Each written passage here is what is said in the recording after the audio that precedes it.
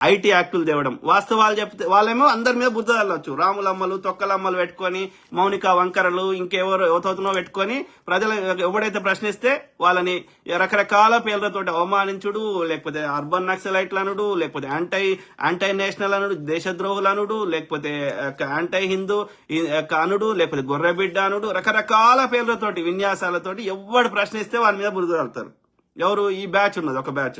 వాళ్ళకి ఏ ప్రజా సమస్యలు పట్టాయి.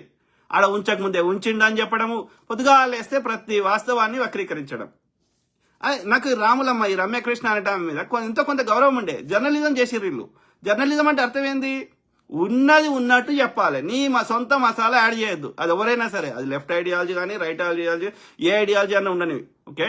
కానీ అక్కడ ఏం జరుగుతుందో వాస్తవం చెప్పు. నీవు అందులో వక్రీకరించి నీకు నచ్చిన బిట్ కట్ చేసి నీకు మసాలా యాడ్ చేసి చెప్పడం అది జర్నలిజం ఎట్లయితుంది? కంప్లీట్ స్టోరీ చెప్పు. అది తప్ప రైట్ అనేది ప్రజలు నిర్ణయిస్తారు. ఇట్లా తయారైనరు చాలా మంది. 90% జర్నలిస్టులు అని చెప్పి జర్నలిజం చేసిన వాళ్ళు, మామూలు వాళ్ళు, అనలిస్టులు, వాళ్ళు వేరే ముచ్చట. వాళ్ళ అభిప్రాయం వాళ్ళు చెప్పుకుంటారు, అనలిస్టులు, విశ్లేషకులు. సో వాళ్ళకి కొంచెం ఫ్రీడమ్ ఉంటుంది. కానీ జర్నలిజం చేసిన వాళ్ళకి ఫ్రీడమ్ ఉండదు, ఆ స్వేచ్ఛ ఉండదు. వాళ్ళు ఇష్టం ఉన్నట్టు నరేటివ్ చెప్పడానికి ఉండదు జర్నలిజం చేసిన వాళ్ళకి, ఓకే. జర్నలిస్ట్ అంటేనే ఆడ జరిగినట్టు చెప్పాలి. అది అందులో దాని అర్థమైంది, పరమార్థమైంది అనేది ప్రజలు వాళ్ళ ఇష్టం. ఆడ కుక్క చచ్చిపోయిందంటే చచ్చిపోయిందని చెప్పాలి. అది ఎందుకు చచ్చిపోయింది, ఏమైంది అనేది అది నువ్వు చెప్పిన దాని స్టోరీని బట్టి వాళ్ళు అర్థం చేసుకునే కాడికి అర్థం చేసుకుంటారు, ఎవరి ఇష్టం వాళ్ళు. కానీ నువ్వు సొంత మసాలా యాడ్ చేయకూడదు. దాని జర్నలిజం అనరు. అది రాములమ్మ అయినా సరే, తులసి చందు అయినా సరే. అర్థమైందా? సో ఆ క్రమంలో ఈ ఐటీ యాక్ట్ అని తీసుకొచ్చి వాళ్ళ చెత్తనేమో ప్రచారం చేస్తారు. అబద్ధాలు, ఏఐలు, బోయలు, లేకపోతే వాళ్ళ మీడియాల. మనం వాస్తవాలు చెబుతుంటే వాళ్ళకి కౌంటర్ గా మనం వాస్తవాలు చెప్తున్నాం, అబద్ధం చెప్తలేం. అయినా సరే వాళ్ళు వాడిన పదజాలాన్నే మళ్ళీ రిపీట్ చేసి చెప్పినా, లేకపోతే వాళ్ళని మిమిక్ చేసినా ఐటీ యాక్ట్ అని తెచ్చి వాళ్ళకి ఏదైతే ఇది వైరల్ అవుతుందో, ఏదైతే వాళ్ళ యొక్క లోపాలను ఎత్తి చూపెడుతుందో దాన్ని ఐటీ యాక్ట్ అని చెప్పి అది బ్యాన్ చేయడం. అంటే దీని ఏంది? ప్రజాస్వామ్యాన్ని హననం చేయడం కదా. ఆర్టికల్ 90 చంపేయడమే కదా. అదే అంటున్నా. ఎందుకు వస్తుంది ఈ థాట్ ప్రాసెస్? ఎందుకంటే నువ్వు పరిపాలన అంటే ఏమనుకుంటున్నావు? అందరినీ కంట్రోల్ చేయాలి, ఈ చట్టం తేవాలి, ఆ చట్టం తేవాలి, ఉపా చట్టం పెట్టాలి, పోక్సో చట్టం పెట్టాలి, అట్రాస్ చట్టం పెట్టాలి, లేకపోతే ఐటీ యాక్ట్ తేవాలి, ఎన్ఎఫ్సిఏ తేవాలి, ఏదో ఒక పేరు చెప్పి వాళ్ళని నోరు మూపియాలి. దాన్ని అనర్రా పరిపాలన వేసినా కొడక. అర్థమైందా? పరిపాలన అంటే వాళ్ళ న్యాయపరమైన డిమాండ్లను తీర్చడానికి ప్రయత్నం చేయడం, అది పరిపాలన అంటారు. అర్థమైందా? సో ఎవడన్నా తప్పు ఎత్తి చూపెడితే తప్పుని సరిదిద్దుకోమని అర్థం. కానీ తప్పు అని చెప్పిన వాడిని చంపమని కాదు. సో ఐటీ యాక్టులు, ఓకే. ఐటీ యాక్ట్ తెచ్చి అట్లా చేయడం. ఇప్పుడు వీళ్ళ మీద కొట్లాడటం మీద ఎన్ఎస్సీ యాక్టు ఎందుకు? ఎన్ఎస్సీ నేషనల్ సెక్యూరిటీ యాక్టు ఎందుకు? ఎవరికి వాడతారు అది?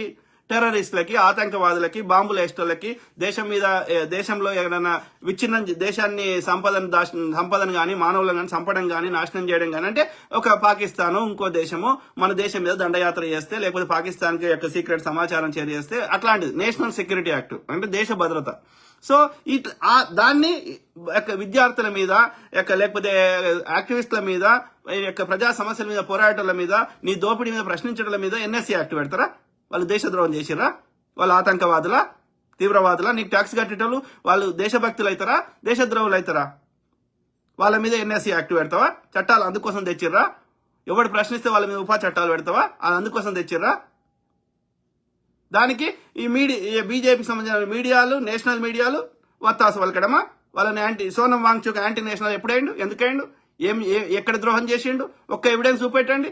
ఆయన ఏ దేశంతో కుమ్మక్కాడు? ఏ దేశానికి ఆయన ఇన్ఫర్మేషన్ ఇచ్చేంత స్థాయిలో ఆయన ఉన్నాడా? భారత ఆర్మీలో పనిచేస్తుండా?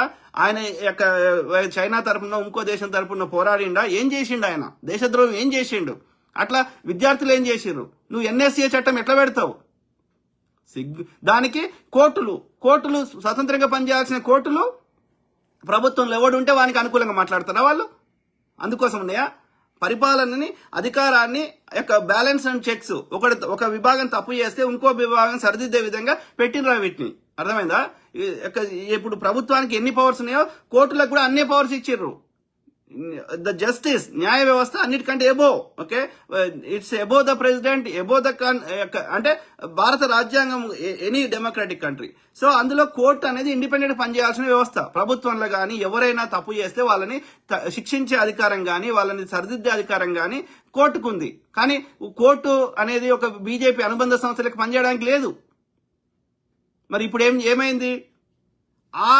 ఆ యొక్క వాళ్ళ నియమించే అధికారం వీళ్ళ శైలి పెట్టి తప్పు చేసిరు.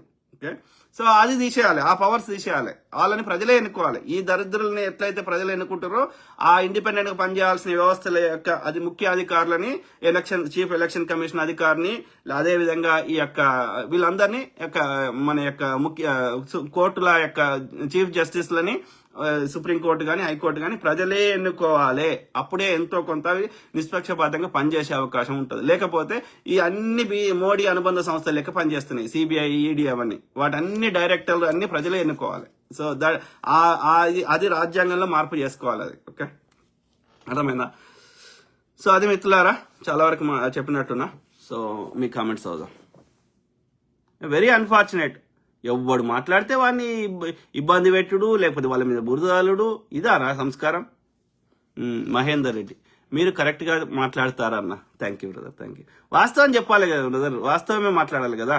మనకేమి మూర్ఖులు అంటే వాళ్ళకి తెలుసు వాళ్ళు తప్పు చేస్తున్నారని తెలుసు. వాళ్ళ దగ్గర కొంతమంది ధనవంతుల పిల్లల దగ్గర, ధనవంతుల తల్లిదండ్రులు ఉంటారు కదా, వాళ్ళ పిల్లలకి చదువుకునే ఓపిక లేదు. ఓకే, వాళ్ళకి అంత పోటీని తట్టుకునే ఓపిక లేదు. లేకపోతే నీకు పైసలు ఉన్నాయి కదరా, వ్యాపారం చేసుకో. కానీ వాళ్ళకి డాక్టర్ కావాలంటే ఏం చేయాలి? ఎన్ని కోట్లైనా పారవస్తాం, కరెక్టే అని చెప్పి వాడు పేపర్ లీక్ చేస్తాడు. లీక్ చేస్తే మిగతా బతికేమవుతుంది? అది హైలీ కాంపిటేటివ్ ఎగ్జామ్. సో కోట్ల మంది అప్లై చేస్తే అలా వేల జాబ్లు ఉంటాయి. ఉన్నప్పుడు ఏమవుతుంది? అరమార్కు కొంచెం అటు ఇటు వచ్చినా అది మొత్తం తేడా అయిపోతుంది. అంటే ఇంతమంది భవిష్యత్తు వాళ్ళు డాక్టర్కి ఏంది? అది ఈవెన్ యూపీఎస్సీ అయినా అదేంది 2 times 3 times లాంగ్ టర్మ్ మొత్తం పైసలు ఖర్చు పెట్టి హాస్టల్ ఉండి లక్షలు ఖర్చు పెట్టి 3 ఏళ్ళైనా చదువుకునే వాళ్ళు ఉన్నారు. ఓకే, సో అట్లాంటిది వాళ్ళ భవిష్యత్తు ఆడుకుంటా అంటే ఎంతవరకు కరెక్ట్? నో వే.